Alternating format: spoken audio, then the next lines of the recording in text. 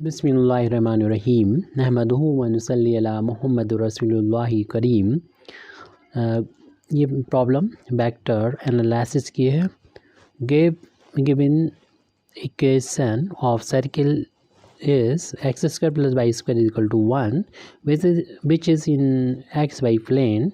Y unit vector along gradient of equation not give k cap। यानी हमको एक circle का इक्वेशन दे रखा है और एक्स वाई प्लेन में है ये unit circle x square plus y square equal to 1। और हम अगर इसमें ग्रेडियंट निकालें, इस जो हमें कर्व दे रखा है और उसके जो कर्व ग्रेडियंट के अलॉन्ग जो यूनिट वेक्टर निकालें वो हमको के कैप क्यों नहीं मिलता है। ये प्रॉब्लमेटिक क्वेश्चन था, ये पूछा गया था। तो उसके लिए ये सबसे पहले तो हम गिवन इक्वेशन ऑफ सर्किल लिखेंगे, the given equation of circle, और देखते हैं हमको ग्रेडियंट से क्या मिलेगा। तो x square plus y square is equal to 1। सबसे पहले तो इस फंक्शन को हम फाई से डिनोट कर दें। इसके लिए जो है इस 1 को लेफ्ट हैंड साइड में ले आएंगे तो x square plus y square minus 1 मिल जाएगा। और अगर हम इसको प्लॉट करें तो हम लोग जानते हैं कि ये एक्स वाई प्लेन में मिलेगा हमको। अगर हम 3 डायमेंशनल स्पेस लेते हैं तो ये एक्स वाई प्लेन में होगा। हम जेड एक्सिस यहाँ पर फार्म नहीं कर रहे हैं क्योंकि हमें इसकी ज़रूरत ही नहीं पड़ेगी। तो जेड एक्सिस होता तो इसमें एक्स वाई पर दोनों पर परपेंडिकुलर जैसे कि इस पेन की डायरेक्शन में होता। तो ये एक्सिस है और ये ओरिजिन है और इसकी रेडियस जो कि 1 है तो ये 1 होगा और ये 1 होगा। और इस पॉइंट के जो कोऑर्डिनेट होंगे वो 1,0 और इस पॉइंट के कोऑर्डिनेट 0,1 होंगे। तो यहाँ पर हम देख रहे हैं कि हम चाहते हैं इसका ग्रेडियंट निकालना, और ग्रेडियंट ऑफ फाई का मतलब होता है डेल फाई होता है, और डेल की वैल्यू होती है I del over del X plus J cap del over del Y plus K cap del over del Z और फाई। इस फाई जो है ऑपरेट हो जाए, ये ऑपरेटर इस फाई पर ऑपरेट होगा तो हमको जो वैल्यू मिलेगी वो ये है I cap del over del X phi पर ऑपरेट होगा, J cap del phi over del Y, और इसी तरीके से K cap del phi over del Z. अब यहाँ पर फाई की जो वैल्यू है वो पुट कर देंगे और एक्स के रिस्पेक्ट में इसको पार्सली डिफ्रेंशिएट करेंगे। फाई की value x square y square minus 1 है। ऐसे ही यहाँ पर 3 बार इसकी वैल्यू रख देंगे, x square plus y square minus 1। Problem ये नहीं थी कि हम इसको ग्रेडियंट कैसे निकालें, प्रॉब्लम ये थी कि आंसर को सोचा जा रहा था कि के कैप होना चाहिए, वो क्यों नहीं है। तो फिर हम दिखा देते हैं कि हमारा इससे आएगा क्या। तो आई कैप इसका डिफ्रेंशिएशन एक्स के रिस्पेक्ट में पार्शियली करेंगे तो 2x हो जाएगा, और एक्स के लिए वाई 1 कांस्टेंट है तो उसका तो डिफ्रेंशिएशन 0 होगा। इसी तरीके से यहाँ पर डिफ्रेंशिएशन वाई के लिए एक्स का 0 हो जाएगा और वाई स्क्वायर का 2y 1 का तो 0 हो जाएगा। इसी तरीके से के कैप जेड का के रिस्पेक्ट में जब डिफ्रेंशिएशन करेंगे तो यहाँ पर चूँकि जेड का कोई टर्म नहीं है तो डिफ्रेंशिएशन 0 हो जाएगा। तो हमारे पास जो वैल्यू मिलेगी उसको हम अगले स्टेप में ग्रेडियंट की वैल्यू को लिख रहे हैं, यानी gradient of phi is equal to ये आया हमारा 2x i cap plus 2y j cap और प्लस का 0 के है। अब हम यहाँ per unit normal vector gradient निकाल लेंगे इस कर्व के। तो ये होता है ग्रेडियंट फाई अपान ग्रेडियंट फाई का मॉडुलस। तो ये ग्रेडियंट की डायरेक्शन में यूनिट वेक्टर आ जाएगा जो कि कर्व के नॉर्मल होगा।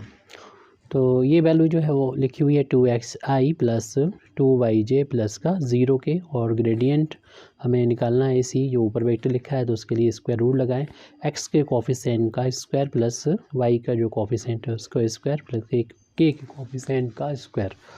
तो इसे सॉल्व करेंगे, 2 न्यूमरेटर से कॉमन आ रहा है xi प्लस का yj प्लस का 0 के है अपान में ये वैल्यू जो है आ जाएगी 4x स्क्वायर प्लस का 4y स्क्वायर प्लस 0, और यहाँ से 4 को बाहर ले लेंगे तो हमारे पास बचेगा एक्स आई प्लस का वाई जे, और यहाँ पर के को हम छोड़ दे रहे हैं के कैप को, क्योंकि इसमें 0 से इंटू करेंगे 0 आ जाएगा। 4 को बाहर लेंगे, 2 की फार्म बाहर आएगा, x square plus y square जो गिवन वैल्यू दे रखी है सर्किल की, उस बेस पर ये 2 से कैंसिल कर देंगे, ये वैल्यू 1 के इक्वल है, तो एक्स आई प्लस का वाई जे अपान में ये 1 आ जाएगा, क्योंकि हमें दे रखा है equation of circle x square plus y square equal to 1। 1 का स्क्वायर रूट 1 होता है और 1 से डिवाइड करेंगे तो हमें मिलेगा एक्स आई प्लस का वाई जे। इसको अगर हम बना के देखें इस सर्किल में तो ये क्या मिलेगा वो देखते हैं।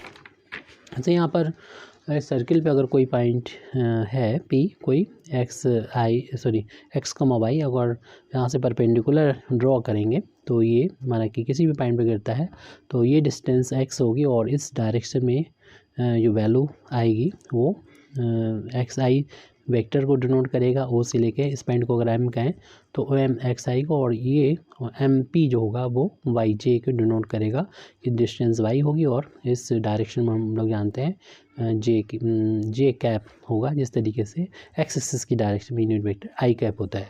तो इन दोनों का जब सम किया जाएगा तो हमें मिलेगा ये वेक्टर जिससे ओ पी से डिनोट किया जा रहा है। इसको हम दोबारा से यहाँ पर बना देंगे, यानी ये जो वेक्टर हमें दिख रहा है यहाँ पर एक्स आई प्लस वाई जे, वो कौन सा वेक्टर है वो भी हमने यहाँ पर दोबारा से बनाना है। ये एक्स एक्सिस है जिसकी डायरेक्शन में यूनिट वेक्टर आई कैप होता है, और वाई एक्स की डायरेक्शन में यूनिट वेक्टर हम लोग जानते हैं जे कैप होता है। और अगर हमने यहाँ पर एक कोई पॉइंट लिया है पी एक्स कमा वाई, तो यहाँ पर ये डिस्टेंस जो होगी वो ओ एम एक्स होगी, और इस ओ एम वेक्टर जो होगा वो एक्स आई वेक्टर होगा, और एम पी जो होगा वो वाई जे होगा, यानी ओ पी हमें वेक्टर मिलेगा। इसको अगर आगे बढ़ाएं तो इस डायरेक्शन में होगा, और इस पॉइंट पी पर अगर हम टेंजेंट ड्रॉ करेंगे तो इस कर्व की टेंजेंट पर ये जो होगा वो नॉर्मल होगा, यानी कर्व पर नॉर्मल मिलेगा जो हमारा ये ओ पी आया है, यानी एक्स आई प्लस वाई जे है।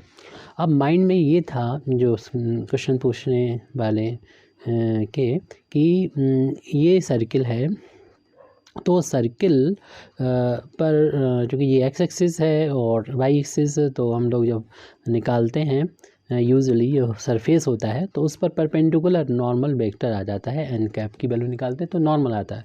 अब यहाँ पर यह है कि ये जो गिवन इक्वेशन था वो सरफेस का इक्वेशन नहीं था, बल्कि एक कर्व का इक्वेशन था, और इस कर्व के परपेंडिकुलर में हमेशा आएगा। कोई भी पॉइंट हम यहाँ पर कंसीडर करते हैं, फॉर एग्जांपल ये पॉइंट जो है इस डिस्टेंस को हम लोग जानते हैं 1 होगा, और लेकिन ये अगर हम पॉइंट की फेस फॉर्म में लेंगे तो अगर 3 डायमेंशन में लिखेंगे तब तो इसको हमें z भी कंसीडर करके वो लिखना पड़ेगा 0, लेकिन यहाँ पर चूँकि एक्स एक्सिस पे हम नहीं गए इधर उधर, तो 0 आई और प्लस का ये 1 डिस्टेंस नीचे की तरफ है तो माइनस का आ जाएगा, माइनस का 1 ये, और 0 के होगा तो उसको हम लोग छोड़ देते हैं।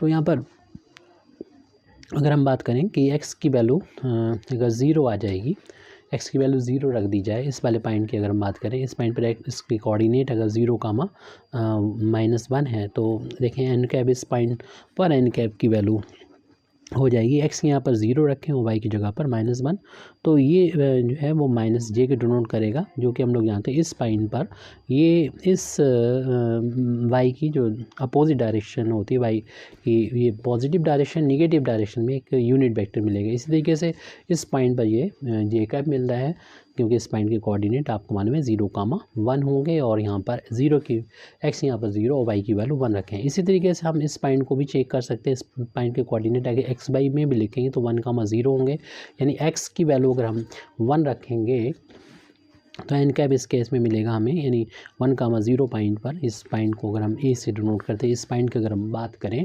तो वहाँ पर एन कैप की वैल्यू मिलेगी, एक्स की वैल्यू 1 मिलेगी और जे की वाई की वैल्यू 0, तो इस तरीके से ये आई कैप आ जाएगा एन कैप की वैल्यू। इसका मतलब इस पॉइंट पर जो हमें नॉर्मल मिल रहा है वो इस पर टेंजेंट पर जो परपेंडिकुलर है वो आई कैप मिल रहा है, वो सही मिल रहा है, क्योंकि ये कर्व है और जो मेरे माइंड में बैठा रखा है कि हमेशा ये सरफेस होगा तो सरफेस पर परपेंडिकुलर, और उस इन दोनों एक्स एक्सिस और वाई एक्सिस दोनों पर परपेंडिकुलर के कैप मिलना चाहिए। के कैप नहीं मिलेगा क्योंकि ये किसी सरफेस का इक्वेशन हमको नहीं दे रखा था, ये कर्व का इक्वेशन है, और कर्व के इक्वेशन एक लाइन जैसे समझे तो उस पर परपेंडिकुलर क्या होगा वो हम लोग समझ सकते हैं। इसी तरीके से अगर हम जैसे कि एग्ज़ाम्पल ले लेते हैं कि एक्स एक्सिस और वाई एक्सिस से बीच में जाने वाली line y is equal to x होती है, तो इस पर अगर आप इसका इक्वेशन लें और फाई बराबर हम वाई माइनस एक्स लेके सॉल्व करें तो फिर हमें जो नॉर्मल मिलेगा, यानी हम एन कैप की वैल्यू निकालें तो वो जो होगी इस पर परपेंडिकुलर डायरेक्शन में यूनिट वेक्टर मिलेगा, ना कि जो है वो आपको एक के कैप मिलेगा, यानी एक्स वाई पे परपेंडिकुलर नहीं, बल्कि जो भी कर्व दे रखा होगा तो कर्व के परपेंडिकुलर, यानी वहाँ पर उस पॉइंट पर टेंजेंट के पर हम जो नॉर्मल ड्रॉ करते हैं उस डायरेक्शन में मिलता है। अगर कोई सरफेस हो, जैसे कि हमारा ये सरफेस, ये हमारी कॉपी है, कॉपी का ये पेज है, तो कॉपी के ये पेज है तो इस पेज पर हम क्या करेंगे कि एक प्लेन रखेंगे टच करता हुआ, उस प्लेन पर जो नॉर्मल होगा ऊपर की तरफ उसको डिनोट करेगा ये एन कैप। तो यहाँ पर बस ये समझ लेना है कि ये सरफेस नहीं है जो हमें दे रखा है, ये एक सर्किल का इक्वेशन है। सर्किल जो कि कर्व्ड कहना चाहिए कि कर्व लाइन होती है, तो इसलिए उस पर परपेंडिकुलर उसी कर्व पर परपेंडिकुलर होगा, ना कि एक प्लेन पर परपेंडिकुलर होगा या किसी सरफेस पर परपेंडिकुलर होगा। ये सरफेस का इक्वेशन नहीं है। सरफेस का होता तो आपको यहाँ पर एक्स वाई जेड के परपेंडिकुलर मिल जाता है यहाँ पर। Thank you very much indeed for listening me. वाखिर दावाना अल्हम्दुलिल्लाहि रब्बिल आलमीन।